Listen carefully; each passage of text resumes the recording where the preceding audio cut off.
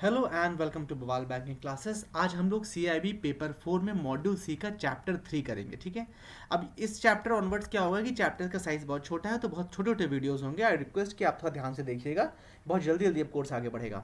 तो पहला ही चैप्टर है इंट्रोडक्शन टू सरफेसी एक्ट 2002।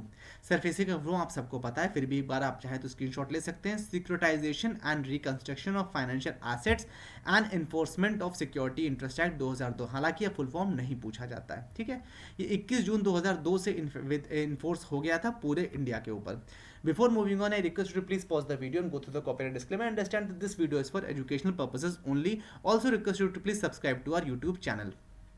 तो सरफेसी एक्ट ने बेसिकली क्या किया कि जो भी क्रेडिट एक्टिविटीज थी उनको एक लीगल फ्रेमवर्क के अंदर ले आया। उसमें क्या क्या किया गया है, एक तो जो फाइनेंशियल एसेट्स हैं उनका सिक्योरिटाइजेशन किया जाता है, उन फाइनेंशियल एसेट्स को रिकंस्ट्रक्ट किया जाता है, जिसको हम लोग क्या बोलते हैं, सिक्योरिटी रिसिप्ट्स भी बोलते हैं, SR बोला जाता है, जिनको आगे चल के सेकेंडरी मार्केट में बेचा जाता है। जो भी recognition of any interest created in the security for due repayment of a loan as a security interest. इसमें तीसरा काम होता है कि जो भी लोन दिया गया है उसमें चार्ज क्रिएट किया जाता है, जो इंटरेस्ट होता है उसको रिकग्नाइज करके एज अ सिक्योरिटी इंटरेस्ट पे क्रिएट किया जाता है। ये भी सरफेसी का ही पार्ट है, irrespective of its form and nature, but when it's not in the position of the creditor. ये तब सरफेसी एक्ट एप्लीकेबल है जबकि जो सिक्योरिटी है जिस पर चार्ज क्रिएट किया गया है वो उसका फिजिकल पोजीशन क्रेडिटर यानी लेंडर यानी बैंक यानी फाइनेंशियल इंस्टीट्यूशन के पास नहीं है।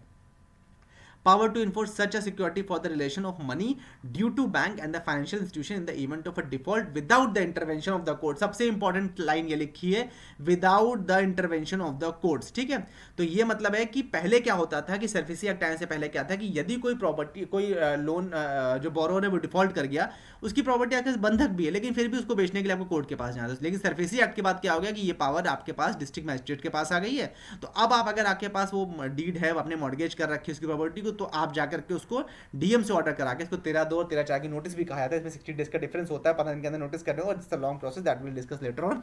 तो उसको करके आप उसको उस प्रॉपर्टी को बेच सकते हैं और अपनी अमाउंट रिकवर कर सकते हैं।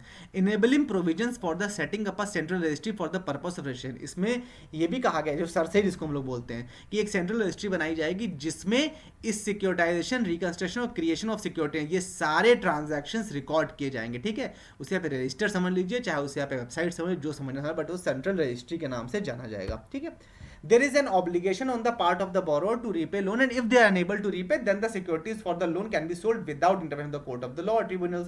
बिना किसी कोर्ट ऑफ द लॉ या ट्रिब्यूनल्स के इंटरफेयर के अगर जो बोरोवर है वो अपना लोन अदा करने में सक्षम नहीं है या नहीं दे पाता है, तो जो प्रॉपर्टी उसने मॉर्गेज कर रखी है वो बेच दी जाएगी एज पर सरफेसी। ये इसमें कहा गया है। जो एक्ट है वो कब एप्लीकेबल होगा, ये एक इंपॉर्टेंट लाइन है, तब जबकि जो बकाया धनराशि है वो 1 लाख से ज्यादा होनी चाहिए। ठीक है, और जो टोटल अमाउंट ड्यू है वो 20% से ज्यादा होना चाहिए ऑफ प्रिंसिपल एंड इंटरेस्ट मिला करके।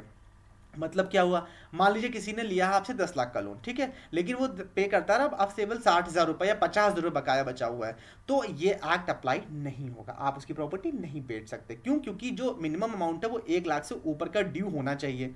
दूसरी शर्त क्या है कि मान लीजिए किसी ने, सपोज हम करते हैं कि एक 10 लाख का लोन लिया, ठीक है, लेकिन अब जो ओवर ड्यू है वो 20% से कम है, ठीक है, तो फिर भी आप नहीं कर सकते। मतलब उसने जो पे कर दिया 8.5 लाख रुपए कर दिया, 1.5 लाख रुपए बकाया है, माना कि 1 लाख से ऊपर, लेकिन 20% से कम ओवर ड्यू है इंटरेस्ट मिला करके, तो फिर आप उसको सेल आउट नहीं कर सकते, ये एक्ट एप्लीकेबल नहीं होगा। ठीक है, the act is not applicable to any security interest created on agriculture. मतलब जो खेती वाली भूमि है, जो आपकी फार्मर लैंड है, जो एग्रीकल्चर लैंड है, जो कृषि भूमि है, उस पर भी ये एक्ट अप्लाई नहीं होता है। The borrower can final appeal to DRT only after deposit 75%। जो 75% अभी लास्ट वीडियो में हम लोगों ने MSME वाले पढ़ा था ना, ठीक उसी तरह इसमें भी है कि अगर मान लीजिए बोरोवर को भी प्रॉब्लम है कि भाई मान लीजिए 1 करोड़ का लोन था, अब प्रॉपर्टी बेचने का नंबर आ गया, तो बोरोवर DRT जा सकता है, डेब्ट रिकवरी ट्रिब्यूनल जा सकता है, लेकिन पहले उसे 75 लाख रुपए जमा करने होंगे, कम से कम 75% जमा करे लेंडर के पास, उसके बाद आगे बात करें कि भाई सही हो रहा है कि गलत हो रहा है। अगर गलत हो रहा है तो विद इंटरेस्ट पैसा वापस हो जाएगा, और सही हो रहा है तो अपना लोन चुकाइए, simple. Supreme Court declared this condition of symbolic 75% claim as unreasonable oppressive under Article 40 of the supreme court ने ये भी कहा सेक्शन आर्टिकल 14 के अंतर्गत कि 75% वाला जो रूल है ये ऑप्रेसिव है, नहीं होना चाहिए। ठीक है, उसके बाद क्या हुआ, एक्ट को फिर से अमेंड किया गया और ये कहा गया कि जो प्री डिपॉजिट जो अमाउंट है, इसकी जो कंडीशन है उसको हटा करके जो अपील है वो सेक्शन 17 में करी जा सकती है।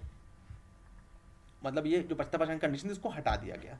With this we have come to end of this chapter. I hope you like the session. In case of any doubt, please feel free to ask in the comment section. Do like, share, subscribe, and do not forget to comment on the video. Thank you so much for your valuable time.